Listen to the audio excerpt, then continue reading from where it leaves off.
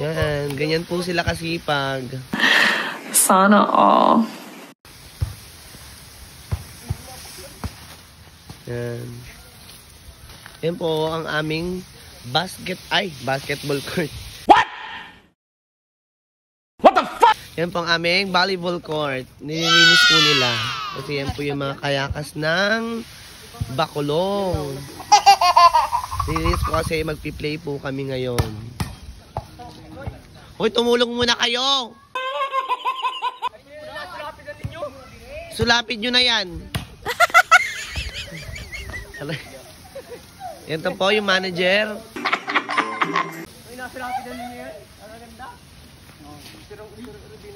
Ouch! Aray ko ha. Ito ang aking aswang. Yes! Yan, nililinis po ang aming volleyball court. Oh my God! Wow! Magpi-play po kami ngayong hapon. Ganito po yung gawain namin tuwing umuulan. Yan po, malinis na ang aming volleyball court. Nice.